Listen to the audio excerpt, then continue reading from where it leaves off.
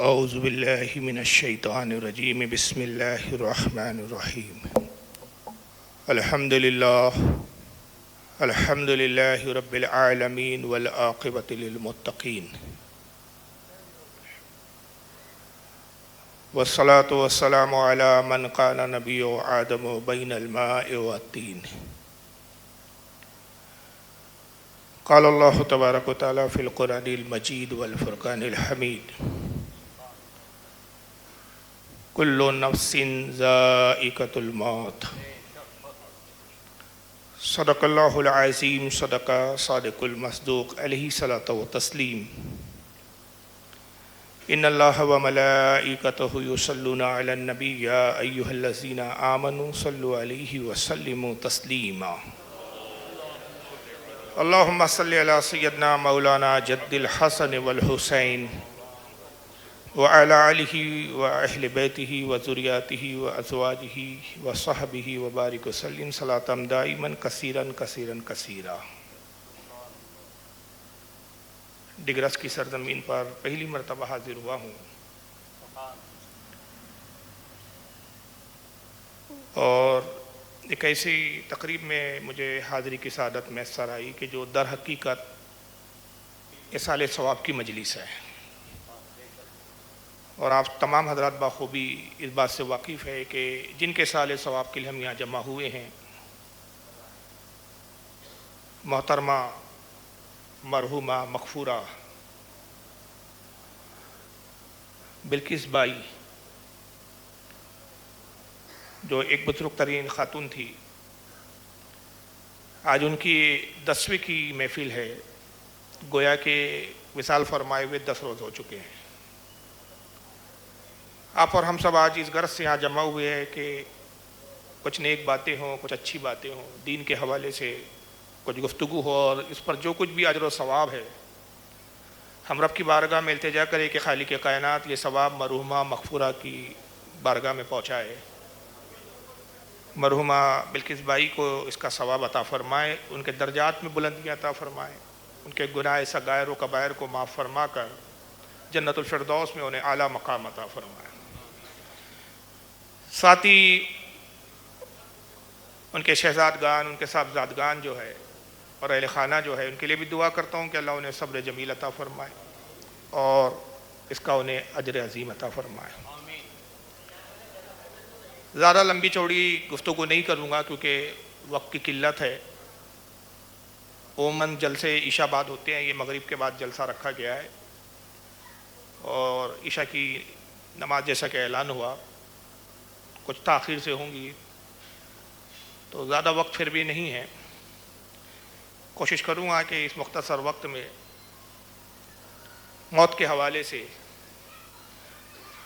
اور ہماری زندگی کا کیا مقصد ہے، اس عنوان کے تحت کچھ باتیں، کچھ قیمتی باتیں آپ کے گوشے گزار کر سکوں۔ دنیا میں مختلف باتوں پر اختلاف پایا جاتا ہے، زبانوں کو لے کر لوگوں میں اختلاف ہے، رہن سہن کو لے کر اختلاف ہے،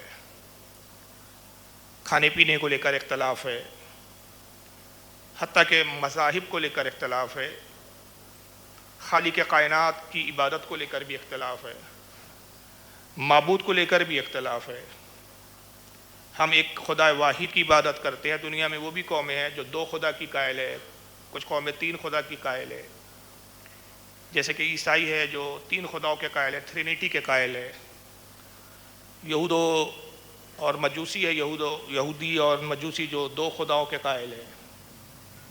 مشرک قومیں ہیں کہ جہاں خداؤں کی تعداد کی کوئی حد و لمٹ نہیں ہے، بے شمار ان کے خدا ہے، تو گویا کہ معبود کو لے کر بھی اختلاف ہے۔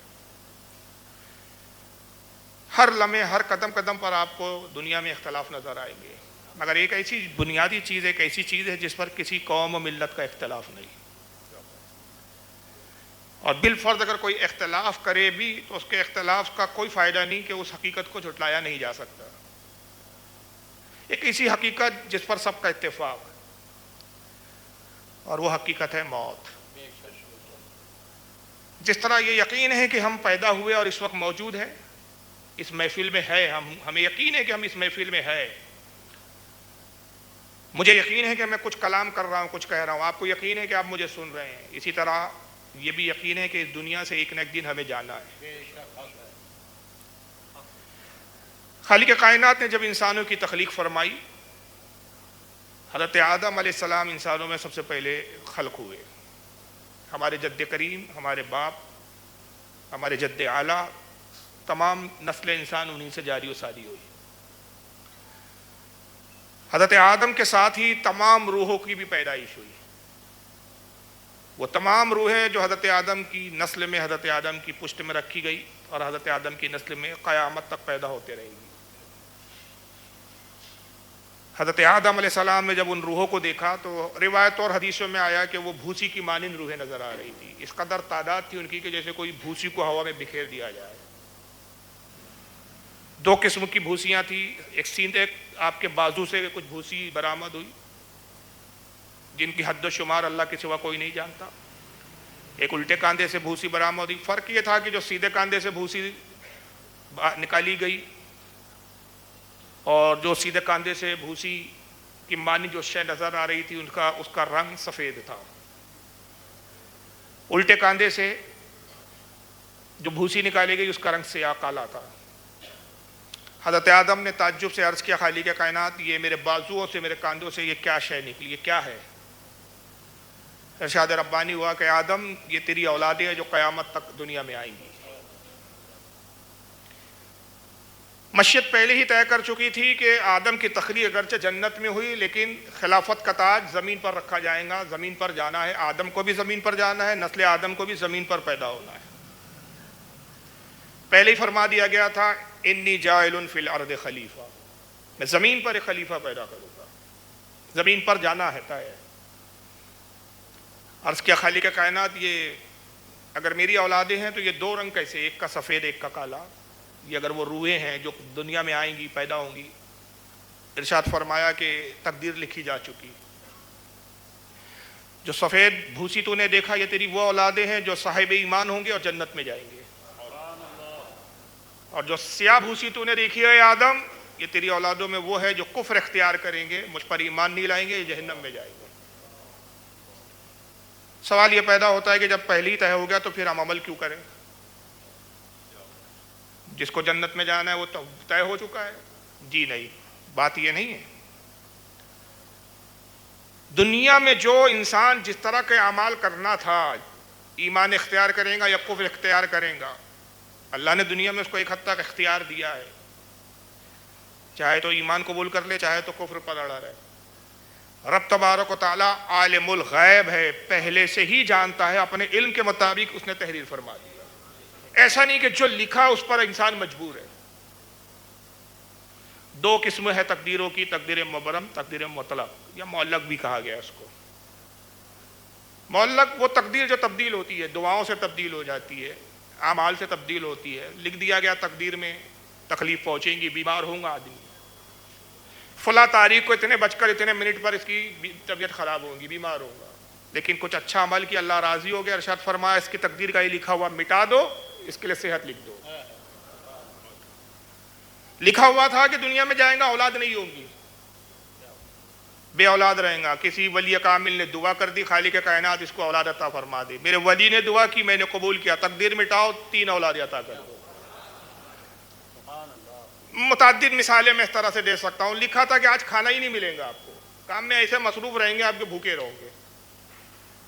رزق کی ایک لمٹ لکھ دی گئی تھی کہ اتنا ہی رزق ملے گا، مگر کسی ولی کامل نے، کسی عالم دین نے دعا کی، اللہ تعالیٰ آپ کے رزق میں فراوانی کر دے، اللہ آپ کے رزق میں برکت عطا کرے۔ رب نے فرمایا میرے فرشتوں، یہ دعا قبول کی، اس کے رزق میں فراوانی کر دو، اضافہ کر دو، نعمتیں لکھ دو اس کی۔ یہ تقدیر معلق یا تقدیر مطلق ہے جو تبدیل ہوتی ہے، لیکن ایک تقدیر مبرم، اٹل، بدلتی نہیں ہے۔ وہ تقدیر کیا ہے؟ موت کا وقت، موت کی جگہ، کس جگہ مرے گا، کس وقت مرے گا، کس دن مرے گا، کس گھڑی میں مرے گا، کس طرح سے مرے گا، یہ اٹل ہے، یہ تبدیل نہیں ہوگی۔ جب اتنی ساری روحیں نکلی، فرشتے حیران ہو گئے، خالق کائنات یہ دنیا میں آباد ہوں گی یہ روحیں؟ ہاں دنیا میں بھیجوں گا۔ مولا ان کی تعداد تو اتنی ہے کہ دنیا چھوٹی پڑ جائے گی، اگر میں سائنس کی زبان میں آپ سے گفتگو کروں تو یہ جو ہمارا کرۂ ارض ہے نا، یہ زمین کا جو ایک گولا، یہ پوری گیلیکسی اور کہکشاں کے مقابلے میں ایک قطرے کے برابر بھی نہیں۔ یہ سورج جو ہم دیکھتے ہیں نا، سائنس کی بات میں کر رہا ہوں، جو سائنسداں آج کچھ شواہد کی بنیاد پر جو دعوے کرتے ہیں یا باتیں کرتے ہیں، اور اسلام سے نظریہ نہیں ٹکراتا، کیونکہ موضوع سائنس ہی نہیں ہے، ورنہ میں پھر امام جعفر کے اقوال آپ کے سامنے رکھتا کہ جو سائنس آج بول رہا ہے 1400 سال پہلے امام جعفر صادق فرما چکے ہیں۔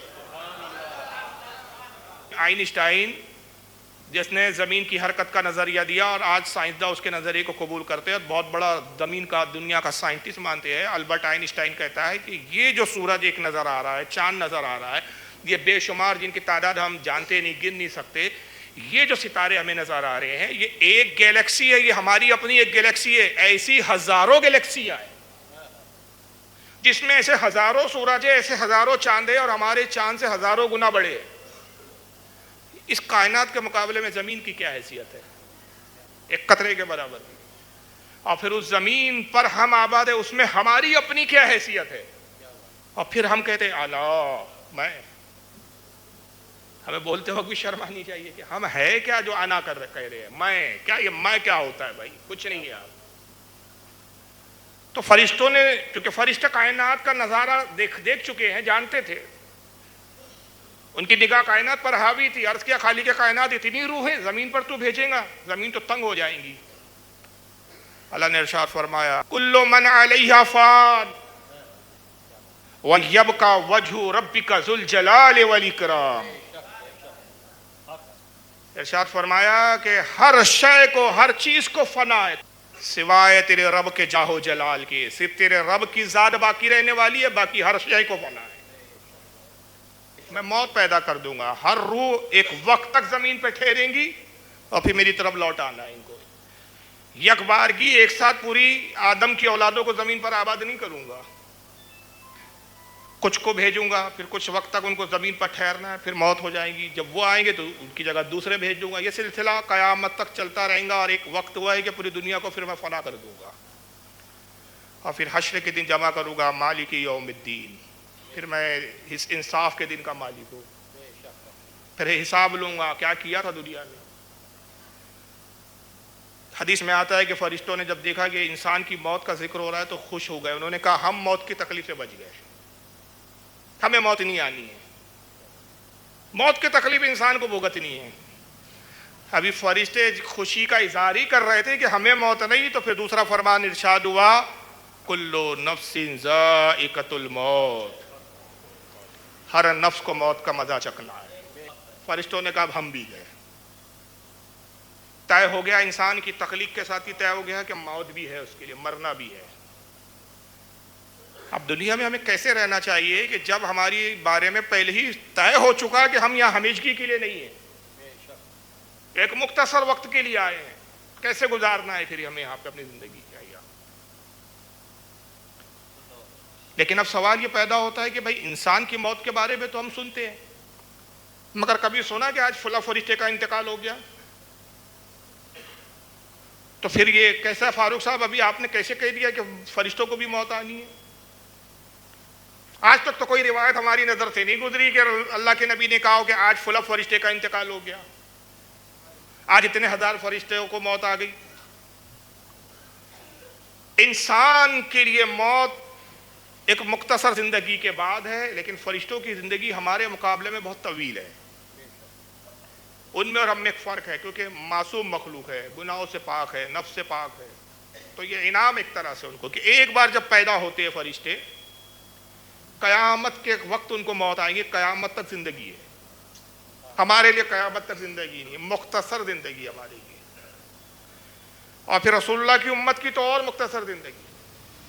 پچھلی امتوں کا اگر آپ جائزہ لیں تو 1100 سال، 1200 سال، 1500 سال، 2000 سال، شیش علیہ السلام کی قوم میں 1500 سال، 2000 سال عمریں ہوئی۔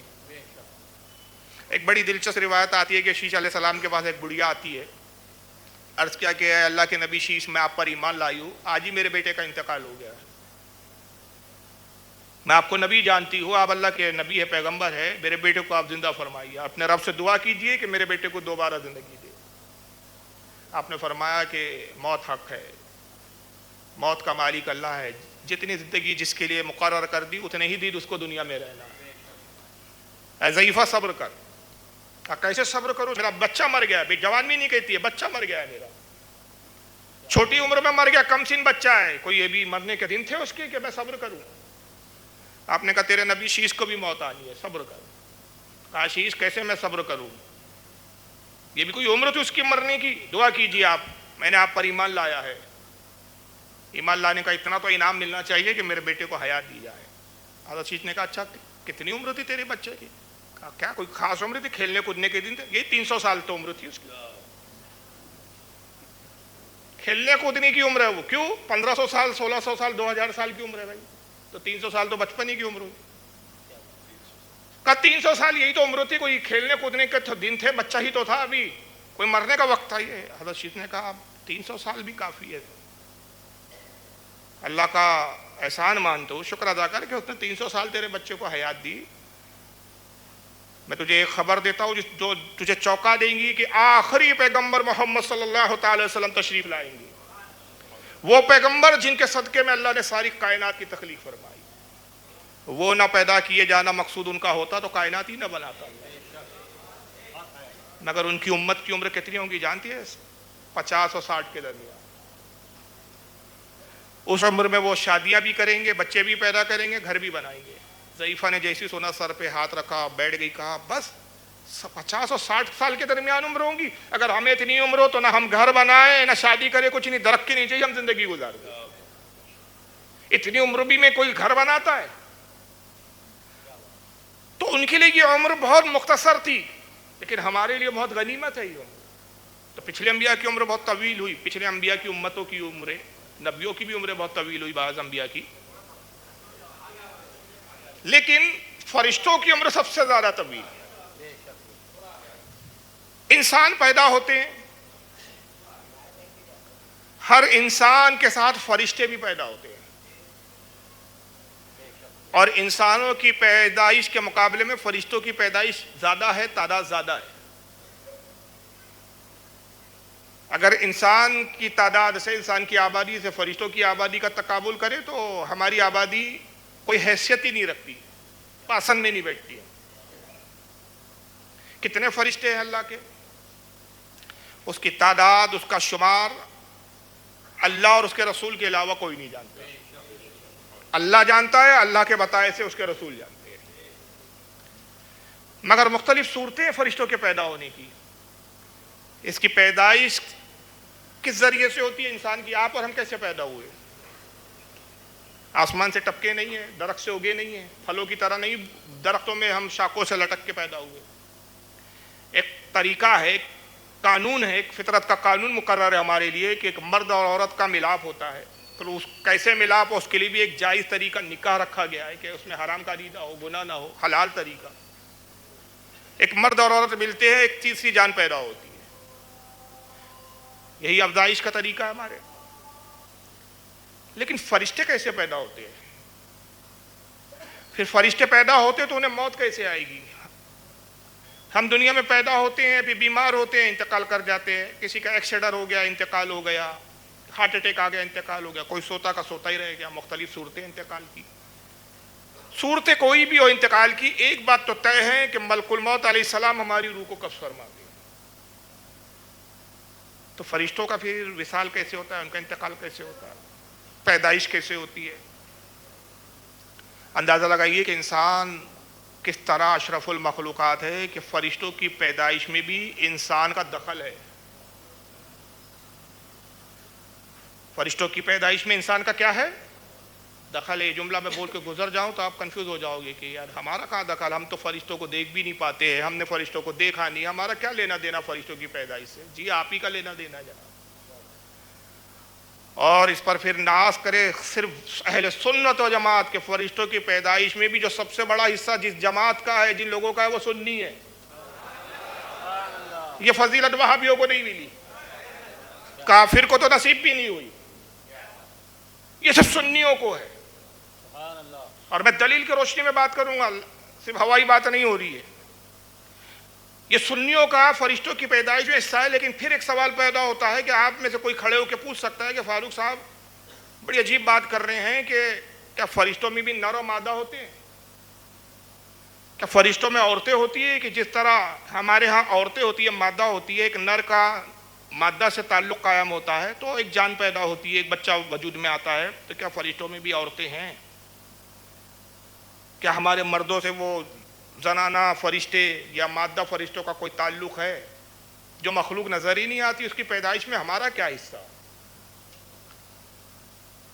تو آئیے میں آپ کو حدیث کی روشنی میں بتاتا ہوں کہ آقا صلی اللہ تعالی وسلم فرماتے ہیں کہ لوگوں جانتے ہو فرشتے کیسے پیدا ہوتے ہیں؟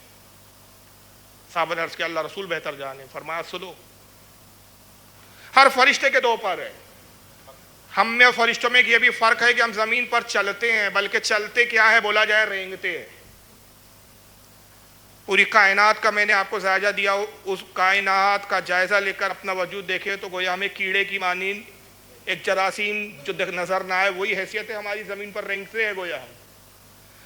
مگر فرشتوں کی قوت اور طاقت کو اللہ نے وہ عطا کی ہے کہ ہر فرشتے کے دو پر ہے، وہ پروں سے پرواز کرتے ہیں، اور ان کی ملکوتی شکل ایک تو وہ ہے کہ اللہ تعالیٰ نے فرشتوں کو طاقت و قوت دی کہ وہ جو چاہے شکل اختیار کر سکتے ہیں، انسانی شکل میں بھی آتے ہیں، لیکن جو ان کی اپنی خاص ملکوتی شکل ہے یعنی فرشتوں والی شکل ہے، اس کی جسامت، اس کی قد و قامت کتنی ہے؟ آقا فرماتے ہیں کہ ہر فرشتے کے دو پر ہے، اور وہ فرشتہ اتنا وسیع، اس کے پر اتنے وسیع، اتنے بڑے کہ ایک عام فرشتہ اپنے پروں کو پھیلائیں تو تمہاری دنیا کے مشرق اور مغرب کو ڈھانپ لے۔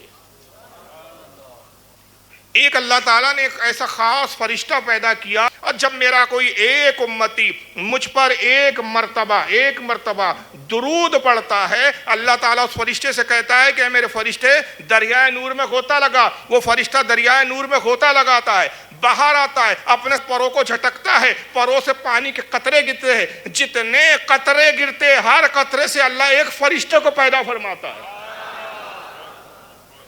پروں سے جو قطرے گرتے ہیں پانی کے دریائے نور کے، اور ان قطروں سے جو فرشتے پیدا ہوتے، وہ فرشتے قیامت تک اللہ کی عبادت، تعریف، توصیف، تسبیح و تحلیل میں مشغول ہو جاتے، اور جتنی وہ عبادت اور تعریف و توصیف کرتے ان سب کا ثواب اللہ تعالیٰ میرے اس امتی کے نام اعمال میں لکھتا ہے جس نے مجھ پر ایک مرتبہ درود پڑھا تھا۔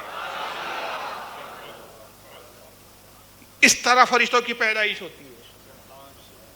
کچھ تسبیحات ہے کہ ان تسبیحات کی تلاوت پر اس تسبیح کی بنیاد پر فرشتے کا وجود ہوتا ہے۔ انسان اشرف المخلوقات اس لیے کہ فرشتوں کی پیدائش میں بھی اس کا دخل ہے، فرشتوں کی پیدائش میں بھی اس کا دخل ہے۔ مگر ایک انسان جب پیدا ہوتا ہے تو اس کے ساتھ کتنے فرشتے پیدا ہوتے جانتے ہیں؟ آپ اکیلے نہیں آئے دنیا میں، یہ بھی ایک بڑی خاص بات بتا رہا ہوں۔ جب آپ دنیا میں آئے تو آپ کو تو لگا کہ میں اکیلا پیدا ہوا، زیادہ جڑوا بچے ہو گئے تو 2 بچے آ گئے بولے، اب بہت زیادہ کوئی ورلڈ ریکارڈ ہو گیا تو 3 بچے 4 بچے، حالانکہ ریکارڈ ہی ہوتا ہے 3 ہو گئے تو شہر میں تہلکہ مچ جاتا ہے کہ فلاں کو 3 بچے ایک ساتھ ہو گئے، 4 ہو گئے تو ریکارڈ بن جاتا ہے، میڈیا پہنچ جاتی ہے مائک لے کے 4 بچے کیسے ہو گئے بھائی۔ 2 عام طور پہ ہوتے ہیں، عام طور پہ 1 ہوتے ہیں، کسی گھر میں کبھی جڑوا ہو جاتے ہیں، لیکن زیادہ تر 99% ایک وقت میں 1 بچہ پیدا ہوتا ہے۔ تو کیا آپ اکیلے آتے ہیں دنیا میں؟ حضرت امام ابن جریر طبری رحمۃ اللہ علیہ بہت بڑے محدث، عالم، امام ہے اپنے وقت کے، ان کی مشہور زمانہ تفسیر قرآن ہے، تفسیر الطبری۔ اس کے علاوہ پھر امام جلال الدین سیوطی اپنی تفسیر در منصور، حافظ ابن کثیر اپنی تفسیر قرآن تفسیر ابن کثیر کے اندر، متعدد تفسیروں کے حوالے میرے پاس کہ ان تفاسیروں میں یہ بیان کرتے ہیں روایت کہ آقا صلی اللہ علیہ وسلم فرماتے ہیں جب ایک انسان دنیا میں پیدا ہوتا ہے اس کے ساتھ 20 فرشتے پیدا ہوتے ہیں، ہر انسان کے ساتھ 20 فرشتے، اور مختلف خدمات ہیں ان فرشتوں کی۔ 2 فرشتوں کو تو آپ بھی جانتے ہیں، یہ حدیث، یہ بات، یہ روایت اتنی مشہور ہے کہ ہر انسان جانتا ہے۔ 2 فرشتوں کے بارے میں تو ہر انسان جانتا ہے، 18 کے بارے میں سب کو نہیں معلوم۔ 2 کون سے ہیں؟ ہر انسان کے ساتھ 2 فرشتے، ایک کاندھے پہ کرامن کاتبین، ایک سیدھے کاندھے پر ایک فرشتہ اور ایک الٹے کاندھے پہ۔ سیدھے کاندھے والا کیا کرتا ہے؟ جو بندہ نیک اعمال کرتا ہے اس کو لکھتا ہے۔ الٹے کاندھے والا فرشتہ کیا کرتا ہے؟ جو گناہ کرتا ہے بندہ وہ اس کو گناہوں کو لکھتا ہے۔ 2 فرشتوں کے بارے میں سب جانتے ہیں۔ لیکن ایک فرشتہ اور پیدا ہوتا ہے. یہ مختلف فرشتے، اگر 20 کی تفسیر بیان کروں تو وقت نہیں ہے، اس کے لیے پھر 3 گھنٹے چاہیے کم سے کم 3 گھنٹے، وہ بھی کم سے کم کہہ رہا ہوں. تفصیل اور زیادہ گہرائی میں جائیں گے تو بہت لمبی تقریر کرنی پڑے گی. ایک فرشتہ وہ خاص پیدا ہوتا ہے کہ جس وقت انسان کا وجود ہوا، اللہ تعالیٰ 2 محافظ فرشتے اس کے ساتھ اور پیدا کرتا ہے، 2 کرامن کاتبین. ان کا صرف یہ کام ہے کہ حساب کتاب لکھو، انسان کے کسی معاملے میں دخل اندازی نہیں کرتے. مگر 2 فرشتے یہ ہے کہ یہ انسان کی زندگی میں دخل اندازی بھی کرتے ہیں، ہر انسان کے ساتھ. میرے ساتھ بھی 2 فرشتے اس طرح کے ہیں، 20 فرشتے میرے ساتھ ہیں. ہر آپ میں کہ ہر فرد کے ساتھ 20 فرشتے پیدا ہوئے. اس سے فرشتوں کی آبادی کا تقابل اب انسانی آبادی سے کر سکتے ہیں کہ 20 تو ہر انسان کے ساتھ ہے، تو 20 گنا تو آبادی ایسی بڑھ گئی فرشتوں کی.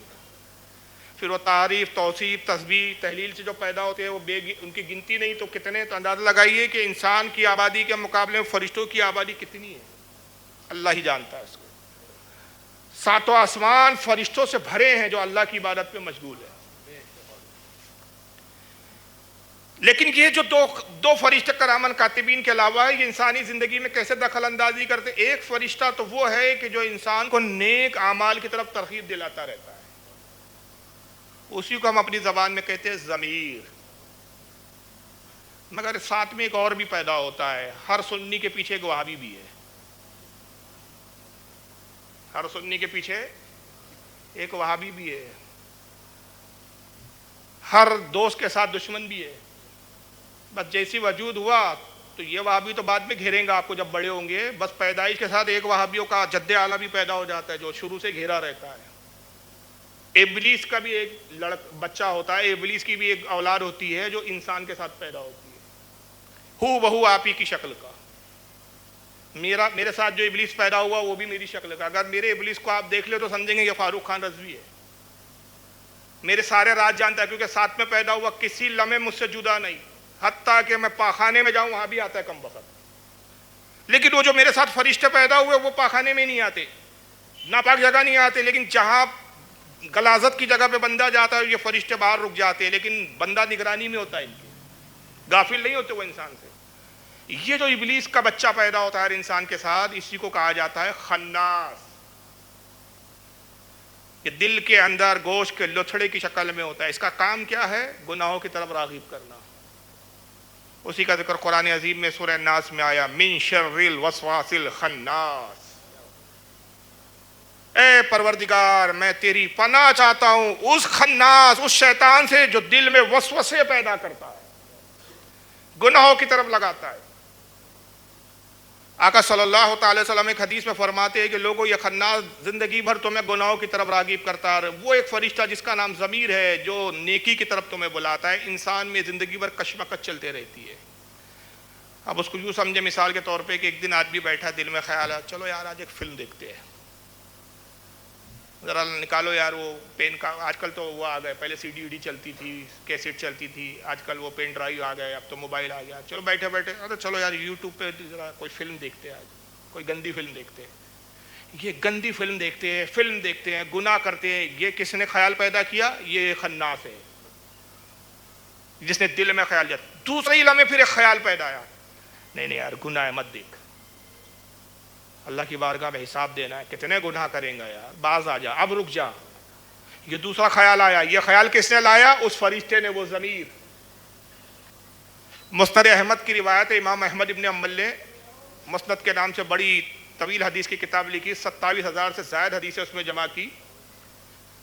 مسلک کے امام ہیں امام احمد ابن حنبل، امام بخاری کے استادوں میں ہیں. مسند احمد میں ایک روایت لاتے ہیں اور صحیح سند کے ساتھ ہے کہ جب آقا خناس کا ذکر کر رہے تھے کہ شیطان تمہارے ساتھ پیدا ہوتا ہے، تمہارے دلوں میں وسوسے ڈالتا ہے، تمہیں گمراہ کرتا ہے، برائی کی طرف لاتا ہے. ایک صحابی کھڑے ہو گئے، یا رسول اللہ آپ بھی ظاہراً بشر بن کر تشریف لائے، اگرچہ حقیقت حضور کی کیا ہے؟ بولیے نور. سرکار کی حقیقت نور ہے، مگر دنیا میں ظاہراً کیا بن کر آئے؟ بشر. کیونکہ انسانوں کی تربیت کرنی تھی، انسانوں کو سنوارنا تھا، تو انسان بن کر آئے. صحابی کھڑے ہوئے عرض کہ اللہ کے نبی آپ بھی ظاہراً بشر ہے، تو اللہ کے رسول کیا آپ کے ساتھ بھی وہ خناس پیدا ہوا؟ جس طرح ہر انسان کے ساتھ پیدا ہوتا ہے آپ کے ساتھ بھی پیدا ہوا.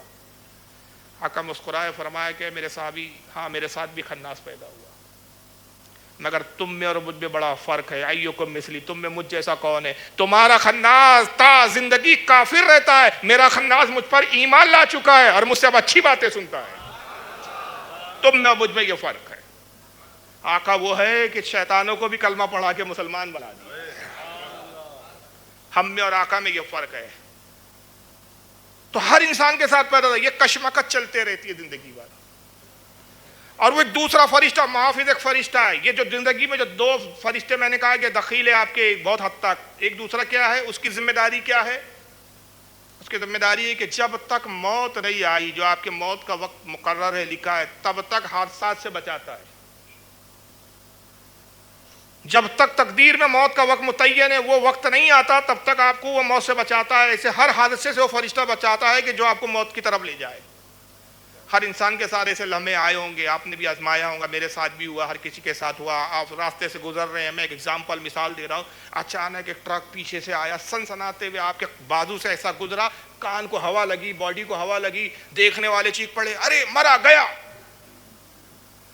ایک سیکنڈ کے لیے آپ بھی بھچکے رہ گئے، گھبرا گئے، ہوش آواز گم ہو گئے، سمجھ میں نہیں آیا کیا ہوا۔ پھر کچھ سیکنڈ کے بعد سنبھالا تو خیال ہے میں بچ کیسے گیا بھائی۔ دیکھنے والے بھی یقین کے ساتھ کہہ رہے تھے کہ یار ٹرک نے تو اس کو اڑا دیا تھا، یہ بچا کیسے؟ یہ سیکنڈوں میں کیا ہوا، یہ لمحوں کے اندر کیا ہوا، یہ وہی فرشتہ جو محافظ ہے آپ کو اٹھایا اور اٹھا کے بازو کر دیا۔ سیکنڈ کا بھی بہت باریک حصہ تھا وہ، اور آپ کے سمجھ بھی نہیں آیا۔ کیوں؟ کیونکہ ابھی آپ کی موت کا وقت نہیں آیا ہے۔ اور جب موت کا وقت آ جاتا ہے تو اللہ اس فرشتے کو حکم دیتا ہے، فرشتے اب اس سے دور ہو جا، اب اس کا وقت آ گیا ہے۔ موت آتی ہے، پھر انسان موت کا شکار ہو جاتا ہے۔ موت سے کوئی بچ نہیں سکتا، کل نفس ذائقۃ الموت، ہر جاندار کو موت کا مزہ چکھنا ہی ہے، یہ اٹل ہے۔ اب انسان مر گیا تو یہ فرشتے پھر کہاں جاتے ہیں؟ ان کو تو موت ابھی نہیں آنا ہے، کب آئیں گی موت؟ چلو وہ سن لو، پھر میں یہاں جہاں چھوڑ رہا ہوں وہاں سے پھر کنیکٹ کر دوں گا۔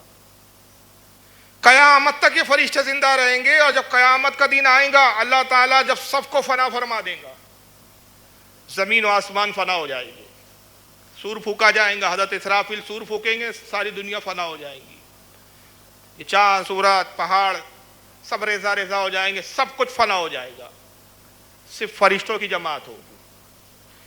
خالق کائنات ارشاد فرمائے گا، خطاب ہوگا ملک الموت سے، اے اسرائیل کون بچا؟ رب کائنات سب فنا ہو گیا، تعریف و توصیف تیرے لیے ہے، بقا تیرے لیے ہے، اے خالق کائنات سب فنا ہو گیا، بچے ہیں تیرے فرشتے اور تیرے چار خاص بندے، جبریل، میکائیل، اسرافیل اور تیرا بندہ اسرائیل۔ اللہ فرمائے گا فرشتوں کو موت دے دے۔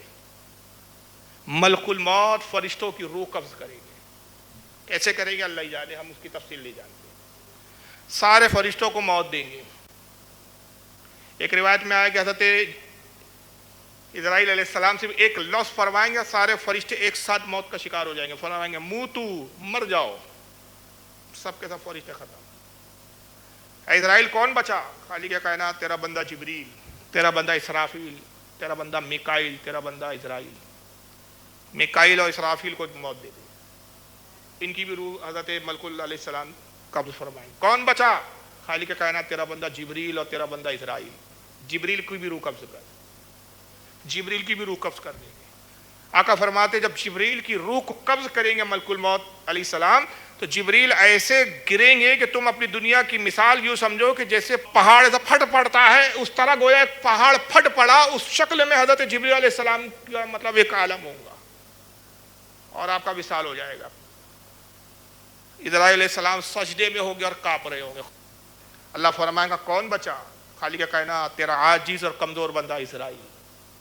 رب فرمائے گا قریبا، رب قدیر اپنے دست قدرت سے، اپنی قدرت کاملہ سے حضرت اسرائیل علیہ السلام کی روح کو قبض فرما دے گا۔ آقا فرماتے ایک ایسا دھماکہ ہوگا ان کی روح کے قبض ہونے کے ساتھ کہ اگر وہ دھماکہ انسان سن لے تو پوری دنیا کے انسان مر جائے، مگر اس وقت کچھ بھی نہیں ہوگا، اب کچھ نہیں ہے۔ خالق کائنات ندا فرمائے گا، کہاں ہے وہ جابر جو اپنے لوگوں پر جبر و ظلم کرتے تھے؟ کہاں ہے وہ بادشاہ جو اپنی بادشاہت پر اکڑتے تھے؟ کہاں ہے وہ طاقتور جو اپنی طاقتوں پر اتراتے تھے؟ کہاں ہے وہ دولت مند جو اپنی دولت پر گھمنڈ کرتے تھے؟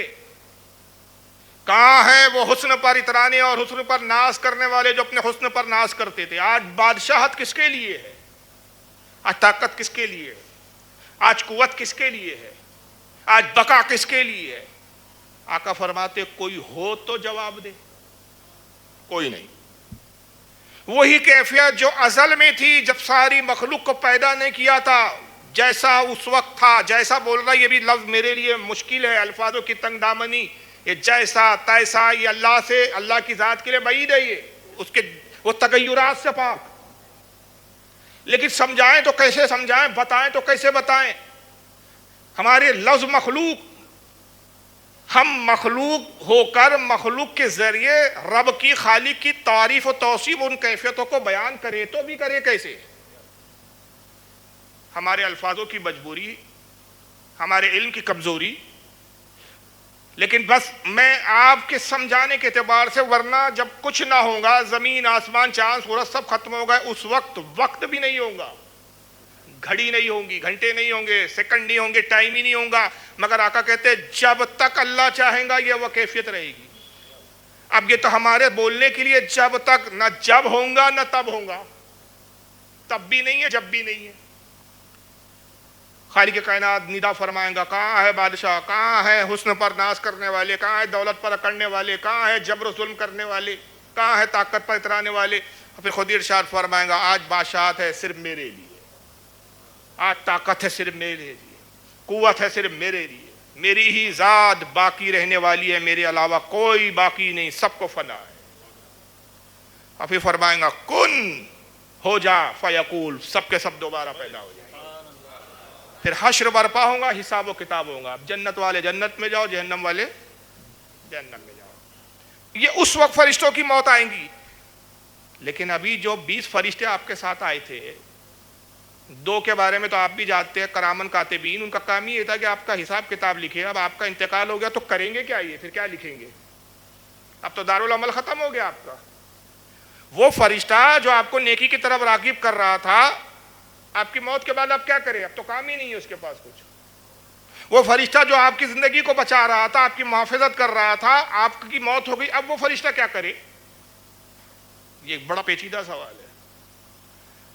مگر شریعت اسلامی نے ہم کو کہیں بھی تنہا نہیں چھوڑا ہے. ہر جگہ آقا نے ہماری رہنمائی کی ہے.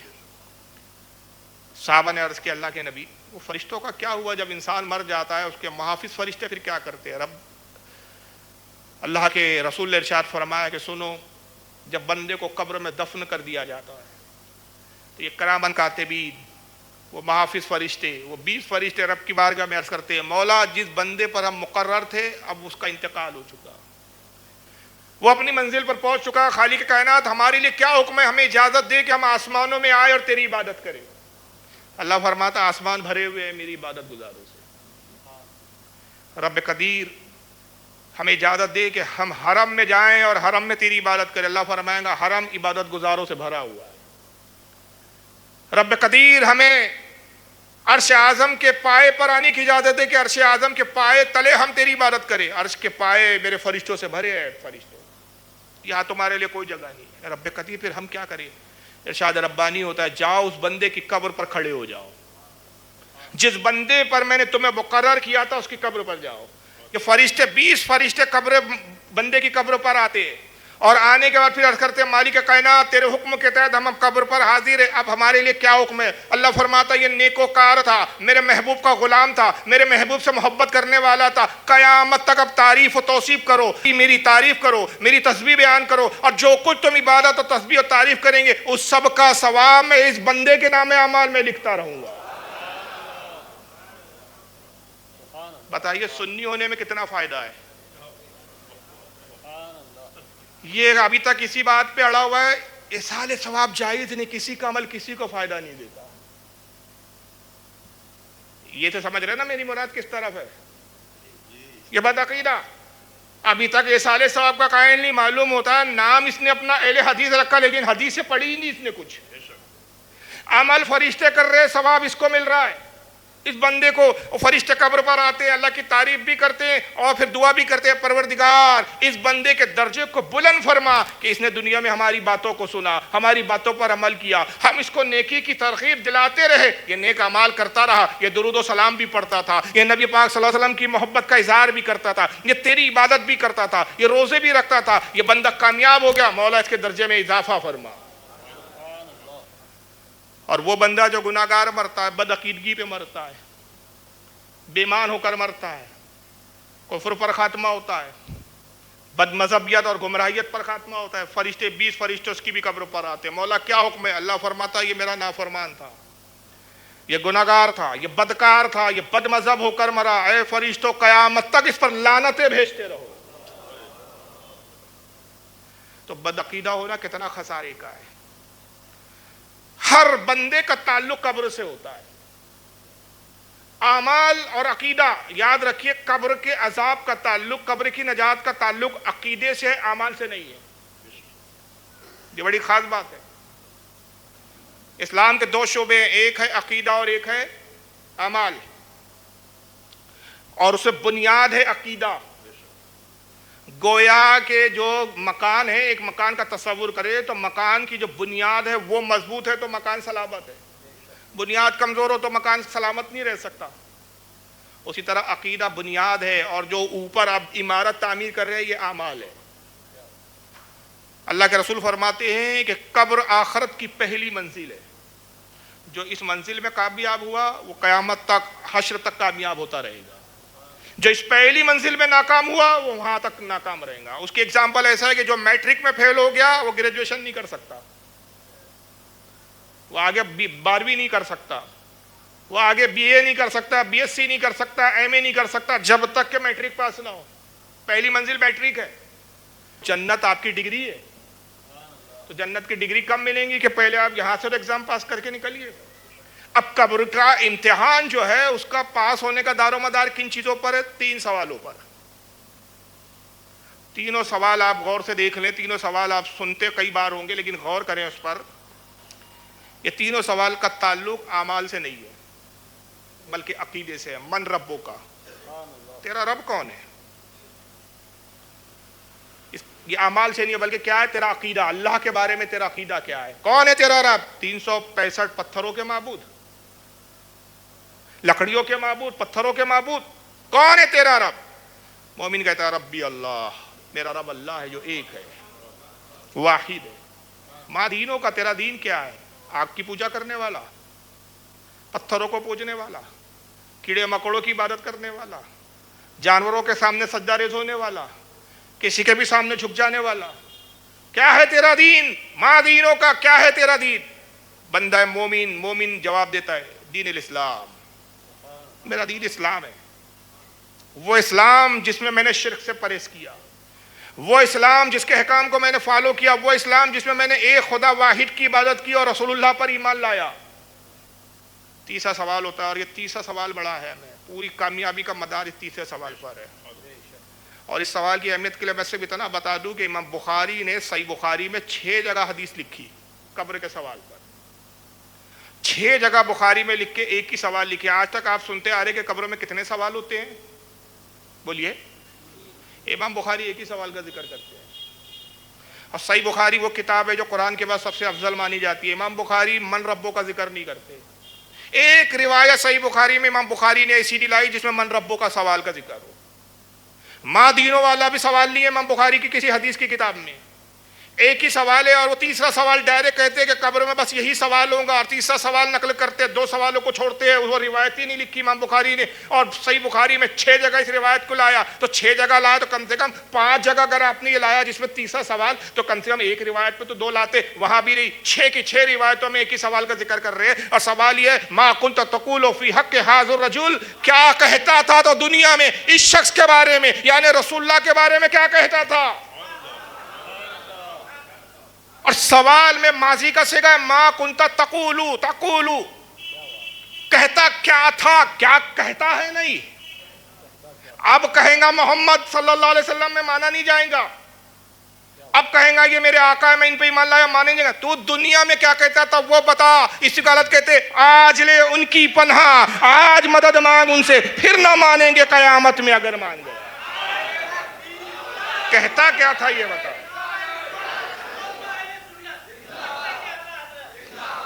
ما کنت تقول، کیا کہتا تھا؟ فی ھذا الرجل، فی ھذا الرجل، اور یہ اہل سنت کا عقیدہ دے رہا ہوں، فی ھذا الرجل، اس شخص کے بارے میں، ھذا اس میں اشارہ قریب کے لیے آتا ہے، گویا آقا موجود ہے، بتا پہچانتا ہے کہ نہیں پہچانتا ہے؟ تو جس نے ساری زندگی نبی کی تعظیم ہی نہ کی وہ پہچانے گا کیا؟ جو نبی کی محبت میں جیتا رہا، نبی کی محبت میں مر گیا، جس کا عقیدہ یہ تھا انہیں جانا، انہیں مانا، نہ رکھا غیر سے کام، للہ الحمد میں دنیا سے مسلمان گیا، آقا کو دیکھ کر پہچانے گا اور کہیں گا یہ تو وہی آقا ہے نا جن کو دیکھا نہیں تھا، آنکھیں بند کر کے انہی کا تصور کر کے یہی تو کہتا تھا مصطفیٰ جان رحمت پہ لاکھوں سلام، شمع بزم ہدایت پہ لاکھوں سلام، جب دیکھا نہیں تھا تو تصور میں سلام بیچتا تھا، آج دیکھ رہا ہوں اور فرشتوں دیکھنے کے بعد پوچھ رہے ہو کیا کہتا تھا؟ ارے یہی تو کہتا تھا مصطفیٰ جان رحمت پہ لاکھوں سلام، شمع بزم ہدایت پہ لاکھوں سلام، یہی تو کہتا تھا۔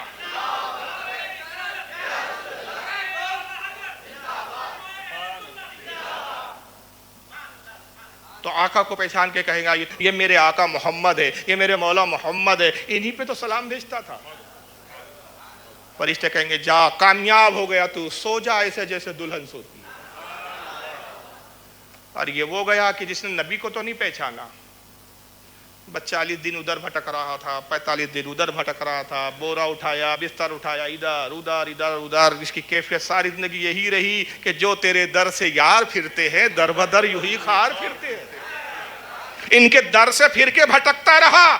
من ربوں کا، کون ہے تیرا رب؟ ہا ہا ہا ہا لادری، ہا ہا ہا ہا لادری، ہائے افسوس میں نہیں جانتا۔ ما دینوں کا، تیرا دین کیا ہے؟ ہا ہا ہا ہا لادری، ہائے ہائے ہائے میں نہیں جانتا۔ ما کنت تقول فی حق ھذا الرجل، کیا کہتا ہے ان کے بارے میں؟ اپنی طرح کہتا تھا، اپنے جیسا کہتا تھا۔ فرشتے کہیں گے کم وقت ہم نے جرأت نہ کی محمد کی طرح ہونے کی، اور تو 2 ٹانگ کا مرغا ہے اپنی طرح، لگاؤ جوتے اس کو۔ یہ کہتا تھا۔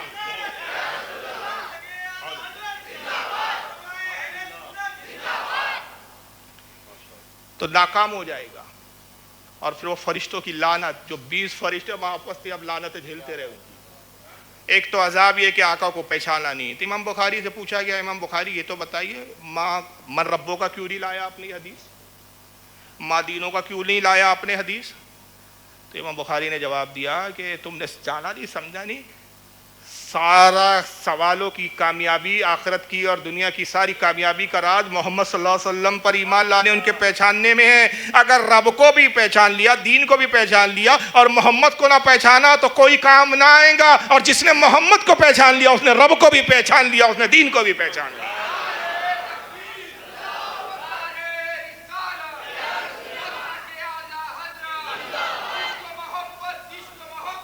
کیونکہ خدا کا بھی تعارف محمد کے ذریعے ہے۔ قل هو اللہ احد، اے محبوب تو بتا کہ اللہ ایک ہے، حبیب تو بتا۔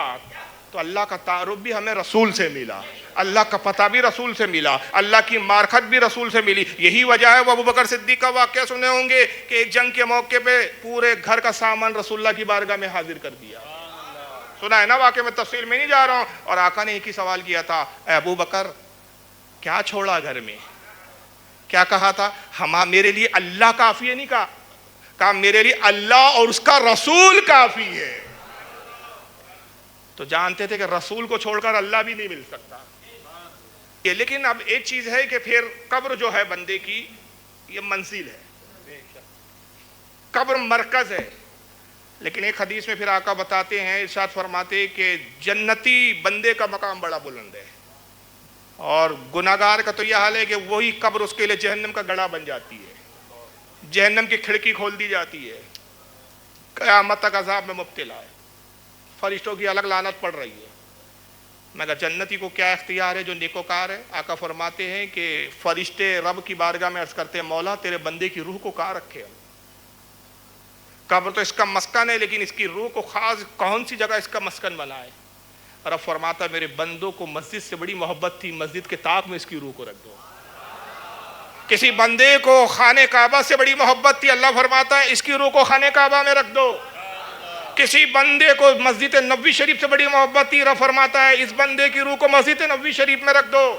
کسی بندے کو بیت المقدس سے محبت تھی، بیت المقدس میں روح کو رکھ دو۔ کسی بندے کو جنت سے محبت تھی، جنت کے اندر پرندوں کے پپوٹوں میں اس کی روح کو رکھ دو۔ بعض روایت میں ہے کہ جنت کی قندیلوں میں رکھ دو۔ تو پتہ چلا کہ جس کو جس سے محبت وہاں روح۔ سنیوں کو رسول سے محبت تو سنیوں کی روح آقا کے قدم، آقا کے دیار پہ۔ اے رضا تیرے دل کا پتہ چلا، ہمیں بمشکل در روزے کے مقابل ہمیں وہ نظر تو آیا، یہ نہ پوچھ کے کیسا پایا، یہ نہ پوچھ کے کیسا پایا۔ تو یہ اپنا اپنا ذوق ہے، لیکن یہاں ایک میں لطیف نقطہ بتانے جا رہا ہوں، یہ دنیا افضل ہے کہ خانہ کعبہ، یا آپ کا گھر افضل ہے کہ خانہ کعبہ افضل ہے؟ بولیے۔ آپ جس مکان میں رہتے، جس مکان میں کھاتے پیتے اٹھتے بیٹھتے سوتے، یہ زیادہ بہتر ہے کہ اللہ کا گھر مسجد بہتر ہے؟ آپ کا گھر بہتر ہے کہ بیت المقدس بہتر ہے؟ آپ کا گھر بہتر ہے کہ جنت بہتر ہے؟ پتہ چلا کہ مومن کی روح کو ترقی ملتی ہے۔ بندہ مومن جب تک دنیا میں ہوتا ہے اپنے مکان میں ہوتا ہے، لیکن جیسی انتقال کیا اس سے بہتر اور مقدس مقام پہ اس کی روح کو تبدیل کر دیا جاتا ہے، اس سے بہتر مقام عطا کر دیا جاتا ہے۔ لیکن میرے آقا کی روح کہاں ہے؟ میرے آقا کی روح کہاں رکھی گئی؟ فرشتوں نے روح مصطفیٰ کو دیا، بڑے احترام کے ساتھ عرش اعظم پر پہنچے، پروردگار تیرے رسول کی روح ہے ہمارے ساتھ۔ خالق کائنات کہاں رکھے؟ رب نے ارشاد فرمایا عرش اعظم میرے محبوب کے جسم سے افضل نہیں۔ پروردگار خانہ کعبہ میں رکھے، خانہ کعبہ تو میرے محبوب کے لیے سجدہ ریز ہو گیا تھا، خانہ کعبہ میرے محبوب سے افضل نہیں۔ رب قدیر مسجد نبوی میں رکھے، مسجد نبوی کو شرف میرے محبوب کی ذات سے ہے، مسجد نبوی میرے محبوب کے جسم سے افضل نہیں۔ رب قدیر جنت میں رکھے، جنت تو میرے محبوب کو میں نے ہبا کر دی، جنت میرے محبوب کے جسم سے افضل نہیں۔ اے پروردگار بھی مصطفیٰ کی روح کو کہاں رکھے؟ جسم رسول سے بہتر کائنات میں کوئی جگہ ہی نہیں۔ اے فرشتوں میرے محبوب کی روح کو اس کے جسم میں ہی لوٹا دو۔ جسم میں روح مصطفیٰ لوٹائی گئی، آقا آج بھی اپنے جسم کے ساتھ حیات ہے، موجود ہے، غلاموں کی سن رہے ہیں۔ اس لیے حالت کہتے ہیں تو زندہ ہے واللہ، تو زندہ ہے واللہ، میری چشم عالم سے چھپ جانے والا۔ اور اسی پر علماء کا اجماع ہے۔ اس اجماع میں آپ کو حیرانی ہوں گی کہ حافظ ابن کثیر بھی شامل ہے، اور وہ یہ کہ رسول اللہ کے جسم اطہر سے کائنات میں کوئی جگہ مقدس نہیں۔ جسم اطہر کا مقدس ہونا تو بہت بڑی بات ہے، علماء کہتے ہیں کہ اس بات پر اجماع ہے، اتفاق ہے کہ وہ زمین جو قبر ہے، اور قبر کی وہ زمین جو مصطفیٰ صلی اللہ علیہ وسلم کی پشت انور سے لگی ہوئی ہے، وہ خانہ کعبہ سے بھی افضل ہے، وہ بیت المقدس سے بھی افضل ہے، وہ جنت البقیع سے بھی افضل ہے، مسجد نبوی سے بھی افضل ہے، آسمانوں سے بھی افضل، جنت سے بھی افضل، برکہ عرش اعظم سے بھی افضل ہے۔ پوری کائنات میں اس زمین سے زیادہ مقدس کچھ نہیں۔ تو جس زمین پہ میرے مصطفیٰ کا جسم اطہر لگ جائے، وہ زمین عرش اعظم سے افضل ہو جائے، تو مصطفیٰ کا جسم اطہر کتنا افضل و اعلیٰ ہوگا۔ اور اسی جسم کا اور ایک حصہ ہے، دو حصے اور ہیں جسم کے۔ میں نہیں کہتا، آقا کی حدیث ہے، آقا فرماتے ہیں کہ رب نے جس مٹی سے میری تخلیق کی، میرے نور کو جس مٹی کے پتلے میں ڈالا، جب مجھے خاکی پتلے میں تبدیل کر کے دنیا میں بشر بنا کر بھیجا، اس مٹی کے دو حصے اور علیحدہ کر دیے۔ اس مٹی سے کیا کیا؟ ایک مٹی سے ابو بکر کے جسم کو تیار کیا، دوسرے سے حضرت عمر کے جسم کو تیار کیا۔ اے لوگو، جس مٹی سے میرا جسم بنا، اسی مٹی سے ابو بکر و عمر کا بھی جسم بنا۔ اور شاعر کہتا ہے تذکرہ قرآن میں جس کا سورہ کوثر میں ہے، نور اس کا واللہ بحر و بر میں، آج بھی ہے گنبد خضرا میں ابو بکر و عمر، مصطفیٰ کے گھر کی دولت مصطفیٰ کے گھر میں ہے۔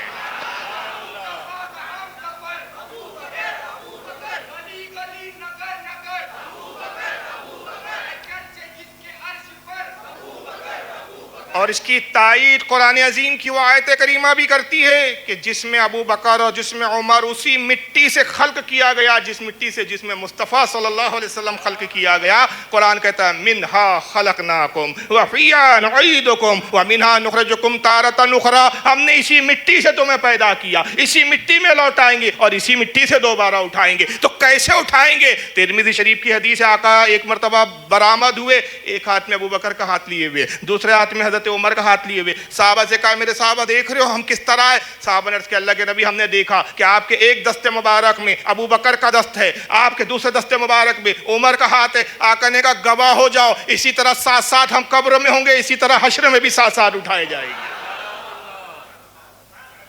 تو یہ منزلیں ہیں. جس طرح رسول اللہ حیات ہے اور حضور کی حیات ہی نہیں, ہر نبی کی حیات پر اجماع امت ہے سوائے وہابیوں کے جنہوں نے کہا نبی مر کر مٹی میں مل گئے, جبکہ واضح حدیث ہے, ضعیف بھی نہیں ہے کہ ضعیف بول کے ٹھکرا دو. آقا فرماتے ان اللہ حرم علی الارض ان تاکول ازداد الانبیاء علیہم السلام فنبی اللہ حی یرزق.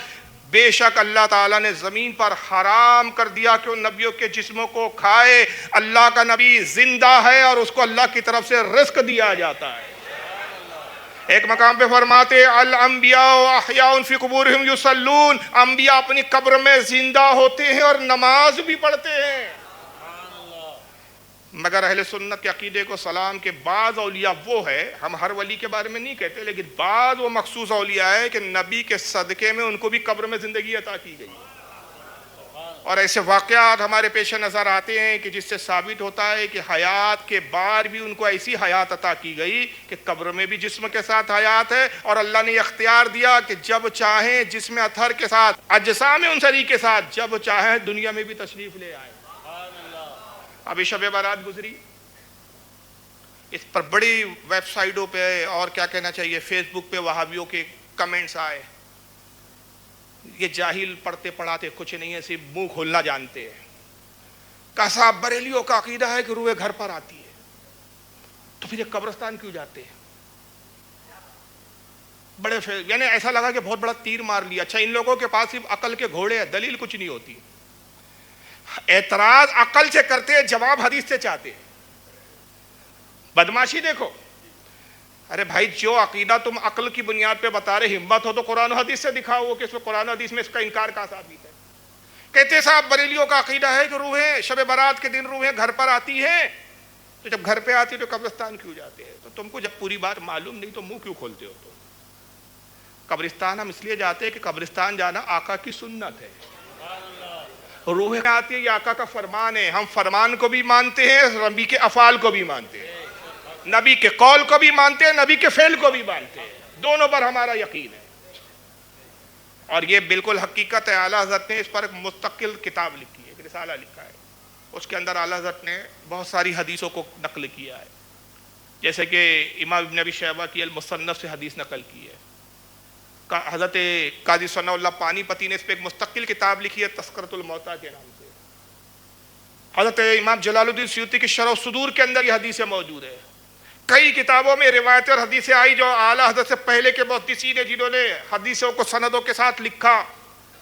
بعض روایتوں میں آیا کہ ہر جمعرات جمعے کی شب کو آتی ہے, عصر اور مغرب کے درمیان میں آتی ہے, اور آنے کے بعد کیا کرتی ہے؟ اس پر بھی وہابیوں نے بڑا بدماشی کی. میں ایک جملہ کہتا ہوں اپنی تقریروں میں کہ وہابی جب تک جھوٹ نہ بولے اپنے باپ کی اوریجنل اولاد ہو نہیں سکتا ہو. جھوٹ بولنا ان کی فطرت ہے. پاکستان کا ایک مولوی ہے جو اپنے آپ کو مناظر بھی کہتا اور سمجھتا ہے, جس کا نام ہے طالب الرحمان. وہ کہتا ہے کہ دیکھو صاحب یہ بریلیوں کا عقیدہ یہ ہے کہ روح گھر پر آتی ہے اور آ کے کہتی ہے, گھر پہ آواز لگاتی ہے کہ کیا پکایا. گھر والوں سے پوچھتی ہے کیا پکایا, گھر والے کہتے ہیں دال پکائی یا ساگ پکایا, تو کہتی لعنت ہو تم پر, یہ پکایا ہمارے لیے. اور پھر گھر کے لوگ جب کہتے ہیں نہیں بریانی بنائی ہے, پلاؤ بنایا ہے, زردہ بنایا ہے, حلوہ بنایا ہے, تو روح خوش ہوتی ہے اور پھر دعا دیتی ہے کہ ہاں ہمارے کام کی چیز بنا. آپ نے احمد رضا صاحب کے بارے میں سنا ہی ہوگا, کتابوں میں پڑھا ہی ہوگا. ان کے ہاں عقیدہ ہے کہ جمعرات کو روحیں آتی ہیں اور دروازے پر کھڑی ہو جاتی ہیں اور آ کر پوچھتی ہیں کیا پکایا. اگر کہیں دال ساگ فرماتی ہیں لعنت ہو تم پر, ہمارے لیے دال ساگ ہی رہ گیا تھا. اور اگر پکایا مرغ مسلم, بریانی اور مٹھائیاں اور حلوہ اور یہ اور وہ, تو کہتی ہیں شاباش ہو تم پر. اس لیے کہ یہ سارا کچھ مولوی صاحب کے پیٹ میں جانا تھا, احمد رضا خان اور اس کی قوم کے پیٹ میں جانا تھا, اس لیے مسئلہ گھڑ دیا. جمعرات کو روحیں آتی ہیں اور آ کر مانگتی ہیں. یہی مسئلہ اشرف علی تھانوی صاحب کا بھی ہے. زمانہ ہو رہا ہے کہ میں چیلنج کرتے آ رہا ہوں, منہ نہیں کھل رہا ہے کہ ہماری کس کتاب میں لکھا ہے کہ روح آ کے کہتی ہے کیا پکایا. کون سی کتاب میں ہمارے کون سے عالم نے کہا ہمارے؟ جو ہم نے کہا نہیں، یہ اپنی طرف سے کہتا ہے اور پھر اس کا جواب دیتا ہے. اور ہمارا سنی سیدھا سادہ، ارے یار یہ مولوی رد کر رہا ہے، اس کا مطلب سنیوں کا عقیدہ ایسا ہوگا. بیچارے کو توفیق ہوتی نہیں کہ یا تو سنی علماء سے معلوم کرے یا سنیوں کی کتابیں دیکھے. یاد رکھیے ہمارا یہ عقیدہ نہیں ہے، اور یہ حدیث پر مبنی عقیدہ، یہ ہمارا خود ساختہ عقیدہ نہیں ہے. یہ حدیثوں میں آیا کہ روح آتی ہے اور روح کھانا کا مطالبہ نہیں کرتی، کھانے پینے سے پاک، ان کو کھانے کی حاجت نہیں. کس کام کے لیے آتی ہے؟ اسی کام کے لیے آج یہ ہم جمع ہوئے ہیں. روح آتی ہے ہر جمعرات کو، جمعے کی شب میں، جمعرات کا دن اور شب جمعہ میں آتی ہے عصر سے مغرب کے درمیان میں، اور دروازے پہ آ کر کہتی ہے اے گھر والو، اے ہمارے اہل خانہ، تم ہمارے گھر میں رہتے ہو، تم ہماری چھوڑی ہوئی غذاؤں کو استعمال کرتے ہو، تم ہمارے چھوڑی ہوئی چیزوں کو استعمال کرتے ہو، تم ہمارے چھوڑے ہوئے مکان میں رہتے ہو. آج ہم اس دیار میں، آج اس جگہ جہاں عمل کے سوا کوئی چیز کام آنے والی نہیں. آج ہمیں اعمال کی ضرورت ہے، ہمیں نیکیوں کی ضرورت ہے. ہم تمہیں اللہ کا واسطہ دیتی ہے کہ ہمارے لیے نیک اعمال کرو. ہر کے لوگ نیک اعمال کرتے ہیں، دعائیں مغفرت کرتے ہیں، اصالہ ثواب کرتے ہیں، صدقہ خیرات کرتے ہیں، مسکین غریبوں کو کچھ اللہ کی راہ میں اس نیت سے دیتے ہیں کہ اس کا ثواب ہمارے مرحوم کو پہنچے. جب ان کو ثواب ملتا دکھتا ہے، وہ خوش ہو کے دعائیں دیتے جاتی ہے کہ اللہ تمہیں اچھا رکھے، بہتر بنائے، تمہاری زندگی اور سنوارے اور تمہیں اور نیک اعمال کی توفیق دے. اور اگر گھر کے لوگ اصالہ ثواب نہیں کرتے تو روح مایوس ہوتی ہے اور کہتی ہے کہ ہائے افسوس، تم بھی اس طرح زندگی کو غفلت میں گزار رہے ہو جس طرح ہم نے غفلت میں گزاری ہے. اے کاش تمہیں معلوم ہوتا کہ موت کے بعد کیا پیش آنا ہے، تو تم زندگی میں بہت کم دنیا میں مشغول ہوتے، زیادہ تر نیکیوں کی طرف رغبت کرتے. یہ روایتوں میں آیا ہے. کھانا نہیں مانگتی ہو. یہ جو ہم حلوہ بناتے شب برات کے دن، ہمارا یہ عقیدہ نہیں کہ روح کھاتی ہے. یہ حلوہ تو ہم کھاتے ہیں، لیکن یہ حلوہ اگر ہم پڑوس میں دے دیں، یہ حلوہ ہم غریب اور مسکین کو دے دیں، کسی غریب مسکین کو یہ نعمتیں پہنچا دے، اس پر جو اس کا دل خوش ہوتا ہے، وہ جو پڑوسی کو دیا آپ نے، عزیز و اقارب میں تقسیم کیا، اس پر جو اجر و ثواب ہے، یہ اجر و ثواب اس مرحوم کو ملتا ہے. ثواب پہنچتا ہے، حلوے نہیں پہنچتے. اب یہ تو عام بندوں کی بات کر رہے ہیں ہم کہ ان کی روح آتی ہے، لیکن اولیاء کا مقام تو بہت عرفہ اعلیٰ ہے. وقت اب بس ختم ہو رہا ہے. میں دو تین چھوٹی چھوٹی باتیں بیان کر کے اختتام کر دوں گا خطاب کا، کیونکہ عشاء کی نماز کا بھی ہمیں خیال رکھتے ہوئے بات کرنی ہے. حضرت مخدوم اشرف جہانگیر سمنانی رحمۃ اللہ تعالی علیہ، سمنا ایران کا علاقہ ہے، وہاں کے بادشاہ تھے. خضر علیہ السلام کی ترغیب دلانے پر بادشاہت کو چھوڑا، فقیری زندگی اختیار کر. ابتداً خضر سے تعلیم حاصل کی، پھر انہوں نے ترغیب دلائی کہ جاؤ ہندوستان میں تمہارے مرشد موجود ہے تمہارے انتظار میں، ان سے بیعت ہو جاؤ. حضرت علاء الحق پنڈوی سے مرید ہو جاؤ. حضرت علاء الحق پنڈوی رحمۃ اللہ علیہ بنگال میں مالدہ میں ان کی مزار ہے، اس طرف نکلتے ہیں حضرت مخدوم اشرف. راستے میں ایک مقام آتا ہے، وہاں ایک وقت کے بہت بڑے ولی کامل سلسلہ چشتیہ کے عظیم بزرگ حضرت شیخ شرف الدین یحییٰ منیری سید زادے، وہ بھی عالم نظام ہے، سکرات کا عالم ہے، انتقال کا وقت قریب ہے. مریدوں کو بلایا، کہا کہ میرا انتقال کا وقت قریب آ گیا، میری 2 وصیت خاص ہے، اس کو سن لو. پہلی ہے کہ میری جنازے کی نماز کے لیے مجھے تیار کرنا، کفن وغیرہ دے کے جنازہ ڈولا تیار کر لینا، اور انتظار کرنا ایک سید آل رسول آئیں گا، وہ میری نماز جنازہ پڑھا. اس کو نبی کے علم غیب پہ ڈاؤٹ ہے، یہ ولیوں کا غیب ہے کہ کون آئیں گا نماز جنازہ وہ پڑھانے، وہ بھی معلوم، اور اس کا نسب اور حسب کیا ہے یہ بھی معلوم، خاندان بھی معلوم. کا انتظار کرنا، وہ سید زادہ آئیں گا، میری نماز جنازہ وہی پڑھائیں گا. اور دوسرا یہ کہ سلسلہ با سلسلہ پیران عظام سے مجھے ایک ٹوپی بھی لی ہے، جو سلسلہ با سلسلہ ہوتے وہ مجھ تک پہنچی. میرے بعد میں اس ٹوپی کا اہل کسی کو نہیں پاتا، لہٰذا وہ ٹوپی میرے ساتھ ہی دفن کر دینا. یہ 2 وصیت کی انتقال ہو گیا. جنازہ تیار ہوا، غسل دیے، مرید انتظار میں کہ کون صاحب آئیں گے نماز پڑھانے. کافی دیر ہو گئی، کوئی پہنچا ہی نہیں. تو ایک مرید تھے حضرت شرف الدین یحییٰ منیری کے، جن کو سب بزرگ مانتے تھے. وہ آگے بڑھے، بس ابھی مصلی پہ کھڑے ہونا چاہتے تھے کہ پیچھے سے آواز آتی ہے ٹھہر جاؤ. مڑ کے دیکھا تو ایک صاحب چلے آ رہے ہیں، نورانی چہرہ ہے، شکل سے دکھتے ہیں کہ بزرگ ترین ہے. آئے اور سیدھا آ کے مصلی پہ کھڑے ہو گئے، کچھ نہیں کہا کسی سے، پوچھا بھی نہیں کہ کس کا انتقال ہوا ہے. مرید صاحب نے پیچھے سے کہا حضرات، نہ اجازت طلب کی، نہ یہ جاننے کی کوشش کی کہ بھائی کس کا انتقال ہوا. مصلی پہ آ گئے، فرمایا وہی سید زادہ ہوں جس کی وصیت حضرت نے کی تھی. فقیر کو مخدوم اشرف کہتے ہیں. کہا سرکار نماز پڑھائیں. نماز جنازہ ہوئی، تدفین ہوئی، مخدوم اشرف سمنانی نے خود قبر میں اتارا، دفن سے فارغ ہوئے، ابھی بس فاتحہ پڑھے اور ابھی ہٹ رہے تھے قبر سے کہ حضرت شرف الدین یحییٰ منیری کا ہاتھ قبر سے باہر آ گیا۔ مریدین گھبرا گئے، یہ کیا ہوا؟ بولے سرکار یہ ہاتھ کیسے باہر آیا؟ آپ نے کہا رکو ابھی پوچھتا ہوں۔ آنکھ بند کی، کشف کیا، کشف کے ذریعے حضرت سے گفتگو ہوتی ہے، حضور یہ کیا بات ہے، ہاتھ کیوں باہر؟ کہا میری ٹوپی نہیں دی گئی، ٹوپی دینا بھول گئے۔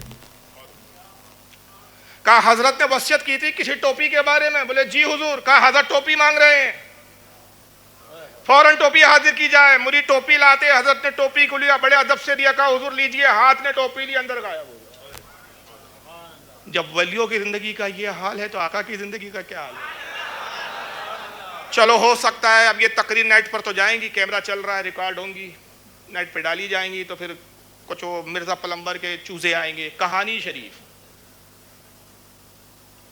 حالانکہ حدیثیں ایسی بے شمار حدیثوں میں بھی اس طرح کے واقعات ہیں، سامنے بیٹھو تو ان کی اوقات دکھائیں ہم ان کو۔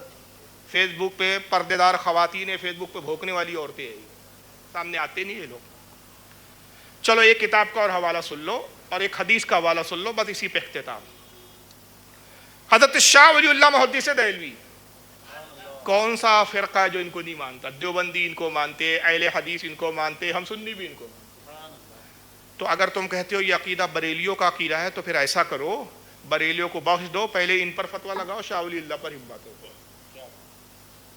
یہ دیوبندیوں سے بھی مطالبہ ہے کہ اگر شاہ ولی اللہ کو مانتے ہو، ہمت ہو، تو ان کو مشرک اور بدعتی بول کے بتاؤ۔ اہل حدیث ہو، شاہ ولی اللہ کو بتاؤ۔ ان کی کتابیں انفاس العارفین، انفاس العارفین میں شاہ ولی اللہ محدث دہلوی علیہ رحمہ لکھتے ہیں کہ میرے والد شاہ عبد الرحیم محدث دہلوی، وہ بھی بہت بڑے محدث تھے، ایک مرتبہ شیخ سعدی کے کچھ اشعار گنگنا رہے تھے۔ شیخ سعدی شیرازی کب کے؟ خواجہ غریب نواز کے دور کے۔ زمانہ گزر گیا، ایک دو سال نہیں، کئی سو سال کا عرصہ گزر چکا ہے، کئی صدیاں گزر گئی انتقال کیے ہوئے شیخ سراجی رحمۃ اللہ علیہ کو۔ انہوں نے کئی کلام لکھے فارسی میں، گلستان کی بڑی مشہور کتاب ہے فارسی کلام کی۔ تو شاہ عبد الرحیم محدث دہلوی کچھ اشعار پڑھ رہے تھے ان کے، تو ایک شعر بھول گئے، وہ شعر یاد نہیں آ رہا ہے۔ شاہ عبد الرحیم شاہ ولی اللہ کے کون ہے؟ والد، اور شاہ عبد الرحیم محدث اپنے وقت کے ان علماء میں ہیں کہ حضرت اورنگزیب عالمگیر رحمۃ اللہ علیہ نے جس وقت فتاوی عالمگیری لکھوائی اور جو علماء کی ٹیم تیار کی تھی فتح عالمگیری کے لیے، اس میں یہ شاہ عبد الرحیم بھی شامل تھے۔ تو شاہ عبد الرحیم وہ شعر بھول کے بڑے پریشان ہوئے۔ شاہ ولی اللہ کہتے والد کی عادت تھی کہ اگر کوئی چیز بھول جائے، جب تک یاد نہ آئے پریشان ہو جاتے تھے، جب تک وہ یاد نہ آئے طبیعت میں بے چینی رہتی تھی، بے چین ہو گئے، یاد ہی نہیں آ رہا ہے، بہت زور دے رہے کہ یار وہ شعر کیا تھا، اس کے بعد کیا تھا، بے چینی میں باہر نکلے اور وہ شعر جو اس سے پہلے کے شعر گنگنا رہے کہ بار بار گنگنا رہے تاکہ وہ بات کا مصرع یاد آ جائے، شعر کا مصرع بات کا یاد نہیں آ رہا۔ کہتے کہ اسی گنگناتے گلی میں گزرے تو پیچھے سے ایک شخص نے وہی شعر پڑھا جو حضرت بھول چکے تھے، اس نے جیسی پڑھا ان کو یاد آ گیا، طبیعت بحال ہو گئی، دل کو سکون ملا، انہوں نے شعر دہرایا، پھر خیال آیا کہ یہ شخص جس نے پیچھے تو شعر پڑھا، اسے کیسے معلوم کہ یہ شعر میں بھول گیا ہوں، اور اسی شعر کی یاد کے لیے میں پریشان ہوں۔ پیچھے پلٹ کے دیکھا تو بزرگ جا رہے تھے، انہوں نے کہا سمجھ لیا کہ کوئی اللہ والے جنہوں نے دل کی کیفیت کو بھی جان لیا، شعر بھی پڑھ کے سنا دیا۔ کہا للہ رکیے، تعارف تو پیش کیجئے، اور آپ کی شبات بتا رہی ہے کہ آپ وصال یافتہ میں، نام تو بتائیے تاکہ آپ کی فاتحہ دوں۔ کہا ابھی نہ پہچانا؟ فقیر کو شیخ سعدی شیرازی کہتے ہیں۔ شیخ سعدی شیرازی جا گئے، اپنا شعر یاد بتائیں۔ یہ انفاس العارفین میں شاہ ولی اللہ نے لکھا ہے، جرات کرو اور شاہ ولی اللہ کو بدعتی و مشرک بول کے دکھاؤ۔ سنیوں کو بولنا بہت آسان ہے، چلو تمہاری اگر طبیعت اس سے بھی نہ بہلے، اس پر بھی تم شاہ ولی اللہ پر بھی، میں گھر تک پہنچانا جانتا ہوں ان کو، تمہیں شاہ اللہ بھی منظور نہ ہو، مخدوم اشرف سمنانی کا بھی منظور نہ ہو، تو حدیث کا تو انکار نہیں کرو گے، اور حدیث کا انکار کرے تو پھر اہل حدیث بھی کیسے ہو تم؟ پھر دیوبندی کیسے ہو، وہابی کیسے ہو؟ ترمذی شریف، اور یہ حدیث بھی صحیح الاسناد ہے، صحیح سند کے ساتھ ہے۔ عبداللہ ابن عمر کہتے ہیں کہ رسول اللہ کے ایک صحابی سفر میں تھے، ایک جگہ خیمہ لگایا انہوں نے، اب یہ خیمہ ہی لگائے تھے کہ زمین کے نیچے سے سورہ ملک کی تلاوت کی آواز آنا شروع ہو گئی، سمجھ گئے کہ غلطی سے کسی قبر پر خیمہ لگا دیا میں نے، تو خیمہ تو ہٹا دیا، کنارے ہٹ گئے، اور کہتے ہیں وہ صحابی رسول فرماتے ہیں کہ میں سنتا رہا یہاں تک کہ اس قبر میں مدفون اس صاحب قبر نے پوری سورہ ملک کی تلاوت کی اور میں سنتا رہا. وہ اندر تلاوت کر رہے ہیں تو وہ کر رہے ہیں تو پتہ چلا وہ زندہ ہے, تلاوت کر رہے, اور یہ زندہ بھی کتنے پہنچے ہوئے کہ اس مردے کی تلاوت سن رہے ہیں. یہ تال میل ہے. جب سورہ ملک انہوں نے پورا ختم کیا, یہ خیمہ سمیٹے اور رسول اللہ کی خدمت میں حاضر ہوئے. عرض کہ یا رسول اللہ میں نے ایک جگہ خیمہ لگایا, غلطی سے خیمہ میں نے قبر پہ لگا دیا. میں نہیں جانتا تھا کہ کوئی قبر ہے. وہ میں نے دیکھا کہ صاحب قبر سورہ ملک کی تلاوت کر رہا ہے, حتیٰ کہ میں نے پوری تلاوت کو سماعت کیا. حضور نے فرمایا کہ تم نہیں جانتے کہ سورہ ملک عذاب قبر کو دور کرنے والی اور نجات دینے والی اور درجوں کو بلند کرنے والی ہے. وہ صاحب قبر کو سورہ ملک سے بڑی محبت اور اکبر تھی, وہ زندگی بھر سورہ ملک پڑھتے تھے. اللہ تعالیٰ نے یہ انعام دیا کہ اب قبر میں بھی سورہ ملک کی تلاوت کرتے ہیں. یہ انعام تھا ان کا. تو اولیاء کرام زندہ ہوتے, اس کی بہت سارے واقعات, بہت ساری مثالیں ہیں. اس لیے ہمارے بزرگان دین کہتے ہیں کہ زندہ ہو جاتے ہیں جو مرتے ہیں حق کے نام پر. اللہ اللہ موت کو کس نے مسیحا کر دیا. تو زندہ ہے واللہ, تو زندہ ہے واللہ, میری چشم عالم سے چھپ جانے والے. اللہ تعالیٰ آج کی اس بسم کو قبول و مقبول فرمائے. جو کچھ بھی ذکر خیر ہوا اس کو قبول فرما کر مرحومہ بلقیس جو ہے بلقیس بیوی کو اس کا ثواب پہنچائے, ان کے درجات میں بلندی عطا فرمائے. وما علینا الا البلاغ المبین.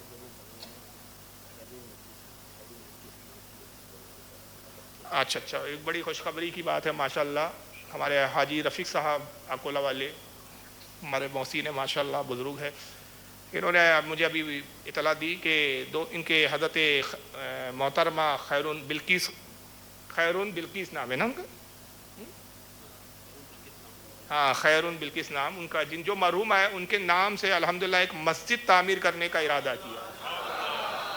ارادے سے میں ارادہ لفظ کہہ رہا ہوں, مطلب وہ مسجد بننا ہی ہے بس. یعنی کچھ ہی دن میں انشاءاللہ اس کے سنگ بنیاد وغیرہ اور اس کا جو ہے سلسلہ آگے بڑھایا جائے گا. اور یاد رکھیے یہ مسجد کا جو ارادہ کیا بہت بلند ہے. سنن ابن ماجہ میں ایک حدیث آتی ہے, آقا فرماتے ہیں کہ جس سے اگر ممکن ہو تو ضرور اللہ کا گھر تعمیر کرے. جس نے گھونسلے کے برابر بھی یہ مسجد بنائی, حالانکہ گھونسلے کے برابر کوئی مسجد ہوتی نہیں ہے, یہ ثواب کے لیے مبالغہ فرمایا. اگر کسی نے اللہ کی رضا کے لیے گھونسلے کے برابر بھی مسجد بنائی, اللہ تعالیٰ اس کے لیے جنت میں گھر تعمیر فرما دے. تو یقیناً یہ ایک بہت اچھا عزم کیا ہے. اللہ تعالیٰ جب محترمہ خیرون بلقیس صاحبہ کے یہ صاحبزادگان کو جو ہے اس کا اجر عظیم عطا فرمائے اور اس کا ثواب ان کو نظر کرے. کسی کو کوئی سوال پوچھنا ہو تو پوچھ لیں, 5-10 منٹ, اس کے بعد پھر صلاۃ السلام و فاتحہ اور پھر عشاء کی نماز ہوگی انشاءاللہ. آج مرحومہ مغفورہ مرحومہ خیرون بلقیس بانو بلقیس بھائی, ان کے ایصال ثواب کے لیے مجلس سجائی گئی. تشریف رکھیے, بیٹے. اور یہ ایصال ثواب کی مجلس سجائی گئی اور ایصال ثواب بھی ہوا, اب مزید اور ہوگا انشاءاللہ. اس کے پیچھے ایک بہت بڑا راز یہ کہ مرحومہ نے اپنی اولاد میں ایسی اولاد کو چھوڑا ہے, ایسی اولاد کو چھوڑا ہے جو اولاد دیندار ہے, اور اس اولاد کو اللہ نے یہ توفیق دی کہ وہ اپنی ماں کے لیے ایک مسجد کی تعمیر کا بھی ارادہ کر چکے ہیں الحمدللہ. اور حدیث شریف میں ہے کہ انسان جب مر جاتا ہے تو اس کا عمل بھی منقطع ہو جاتا ہے, مگر یہ کچھ چیزیں جس میں مسجد بنا دیا, کوئی نیک کام کر دیا, کوئی مصحف قرآن عظیم جو چھوڑا ہے اور نیک اولاد چھوڑی ہے, اس کا عمل تو منقطع ہو گیا, لیکن یہ نیک اولاد جو عمل کرتی رہے گی اس کا ثواب بھی مرحوم کو پہنچتا رہے گا. آج کے اس اجتماع میں ایصال ثواب میں آپ نیت کریں, ہمارے بالخصوص وہ بزرگ حضرات یا وہ لوگ جن کو اللہ نے اولاد سے مالا مال کیا ہے, وہ نیت کرے کہ ہم اپنی اولاد کو نیک بنائیں گے, ہم اپنی اولاد کو عالم دین بنائیں گے, ہم اپنی اولاد کو حافظ قرآن بنائیں گے, عالم دین مفتی اسلام بنائیں گے, تاکہ مرنے کے بعد بھی ثواب کا سلسلہ جاری رہے. الحمدللہ ہر سال ماہ رمضان میں 30 دن کا اعتکاف ہوتا ہے. اکولہ شہر میں یہ 30 دن کا اعتکاف بھی اس سال بھی ہے. میری گزارش ہے کہ مرحومہ کے جتنے لواحقین ہیں, رشتہ دار ہیں, کوشش کریں کہ ہم اپنی پھوپھو کے لیے, والدہ کے لیے, جس کی پھوپھو ہو, جس کی والدہ ہو, خالہ ہو, مرحومہ کے جو رشتہ دار ہے, وہ نیت کرے کہ ہم ان کے ایصال ثواب کے لیے 30 دن کے اعتکاف میں شرکت کریں گے, کم از کم 10 دن کے اعتکاف میں شرکت کریں گے. اور یہ نیت اگر آپ کی بنتی ہے تو انشاءاللہ تعالیٰ یہاں کی جو ذمہ داران ہے وہ آپ کی پوری ترکیب کرتے رہیں گے انشاءاللہ. اللہ تعالیٰ ہم سب کو عمل خیر کی توفیق عطا فرمائے.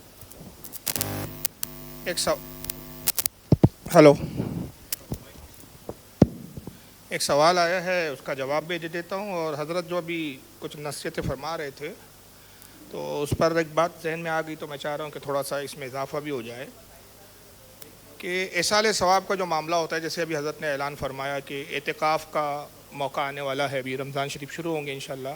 میرے خیال سے 1-1.5 ہفتہ ہی رہ گیا ہے ابھی صرف. تو ذہن میں خیال آتا ہے کئی بار ایصال ثواب کی جب بات ہوتی ہے تو بہت سارے نوجوان مجھ سے سوال بھی ہوئے کئی جگہ یہ کہ اگر ہم کسی مرحوم کے لیے کوئی کام نیک کام کرتے ہیں تو اب اس کو تو ثواب پہنچ گیا تو اس میں ہمارا کیا فائدہ ہے؟ مطلب اعتکاف ہم نے کیا اور مرحوم کی ثواب کی نیت سے کیا تو ثواب ان کو مل گیا، تکلیف ہم نے اٹھائی، ہم کو تو کچھ بھی نہیں ملا. تو یہی سوال اعلیٰ حضرت فاضل بریلوی سے بھی پوچھا گیا تھا. اور اعلیٰ سے یہ 2 سوال پوچھے گئے. ایک تو یہ بھی کہ ہم جیسے مثلاً ایک قرآن پڑھتے ہیں یا ایک عمل کوئی بھی نیک کرتے ہیں اور پھر کہتے ہیں اللہ اس کا ثواب فلاں مرحوم کو، فلاں مرحوم کو، کئی مرحوموں کا نام لیتے ہیں، بلکہ تک کہتے ہیں کہ حضرت آدم سے لے کر نبی پاک صلی اللہ علیہ وسلم تک تمام انبیاء کو اس کا ثواب پہنچا، تمام صحابہ کو. اب لاکھوں ہزاروں صحابہ ہیں. سرکار کے وصال کے وقت محدثین لکھتے ہیں کہ مدینے میں جو اصحاب آباد تھے ان کی تعداد 1,40,000 تھی، اور بھی صحابہ تھے جو دوسرے علاقوں میں چلے گئے تھے. تو اگر 1,40,000 ہی پکڑ لے تو 1,40,000 صحابہ بھی بول دیا گویا آپ نے. جتنے تابعین نے ان کو پہنچا، تمام سلاسین کے بزرگان دین، تمام سلسلے کے بزرگ، ابھی لاکھوں بزرگ ہیں. تو پھر پڑھا تو ایک قرآن.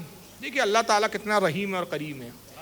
ایک قرآن پڑھا یا 3 مرتبہ سورہ اخلاص پڑھا اور کہا اللہ اس کا ثواب. تو اب بانٹیں گے تو کتنا ملے گا؟ ایک کو بٹیں گا تو اب جیسے اگر ایک تھال یہاں کوئی شرنی آ جائے اور تقسیم ہو تو ایک تھال میں اتنے بڑے مجمع کو کتنا ملے گا؟ تھوڑا تھوڑا.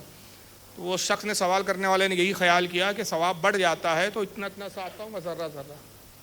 تعالیٰ سے پوچھا کہ حضور کیا ثواب مکمل ایک قرآن بخشا جائے تو سب کو ایک قرآن کا ثواب پہنچتا ہے کہ وہ تقسیم ہوتا ہے تھوڑا تھوڑا؟ اور دوسرا کہ جو ایصال ثواب کرتا ہے اس میں اس کا کیا فائدہ ہے؟ تو فرمایا جس نے قرآن پڑھا اس کو بھی اتنا ہی ثواب ملتا ہے. ایک قرآن پڑھا تو ایک قرآن کا ثواب ملتا ہے.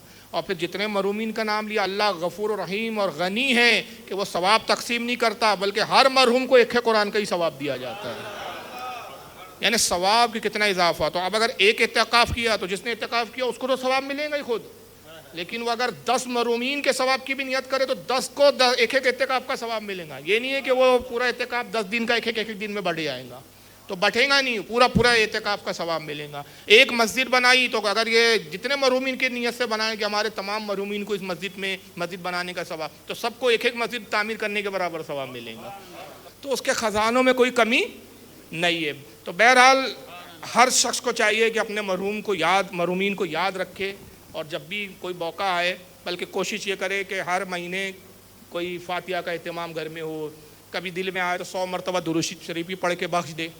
اگر ہم زندگی بھر 100 مرتبہ درود شریف پڑھیں، میں نے ایک درود شریف کا آپ کو بتایا ثواب کتنا ہے، کتنے فرشتے پیدا ہوتے ہیں، پورا آپ سن چکے. تو یہ ایصال ثواب یہ اللہ کا فضل ہے کہ سنیوں کی قسمت میں ہے. یہ بدعقیدوں کو نصیب نہیں ہوا. یہ اتنا دوگلا فرقہ ہے کہ جب ایصال ثواب کی بات آتی ہے تو مذاق اڑاتا ہے. مردوں کو پہنچتا ہے، اچھا مردے کھاتے بھی ہے، اچھا بٹوارا بھی ہوتا ہے، مگر اس خبیث کے مطلب کیوں؟ تو یہ ایصال ثواب کا قائل بھی ہو جاتا ہے. کہاں ہوتا ہے معلوم ہے؟ آپ کسی وہابی ملا کے پاس جائیے اور کہیے مولانا صاحب مرحوم کو ایصال ثواب پہنچتا ہے؟ نہیں، بالکل نہیں پہنچتا. ہر کسی کا عمل اس کے ساتھ. اچھا ثواب نہیں پہنچتا؟ میں چاہ رہا تھا مولانا ابا کی طرف سے آپ حج بدل کر دیتے تو کیسا تھا. ہاں بالکل بالکل بالکل، بہت اچھی بات ہے ماشاءاللہ. حج بدل بالکل جائیں گے. اب ابا جان کا حج بدل کروں گے آپ، ثواب تو پہنچتا نہیں ہے. تو حج بدل کا پہنچتا ہے اور یہ حدیث سے ثابت ہے، صحیح بخاری کی حدیث ہے. کسی وہابی کی اوقات ہی نہیں کہ انکار کرے. ایک خاتون رسول اللہ کی خدمت میں حاضر ہوئی، عرض کرتی یا رسول اللہ میرے والد کا انتقال ہو گیا، ان کی بڑی خواہش تھی کہ حج کرے، وہ حج نہ کر سکے. اللہ کے نبی اگر میں اپنے والد کی طرف سے حج کروں تو کیا میرے والد کو حج کا ثواب ملے گا؟ آقا نے فرمایا اگر اس پہ قرضہ ہوتا تو کیا تو اس کا قرضہ نہ اتارتی؟ اور کہ رسول اللہ ضرور اتارتی. کہا یہ بھی تجھ پر ایک قرض ہے، تو حج کریں گی اس کو بھی ثواب پہنچے گا. تو بخاری میں ثابت ہے کہ ثواب پہنچتا ہے. واللہ اعلم ثم رسول عالم.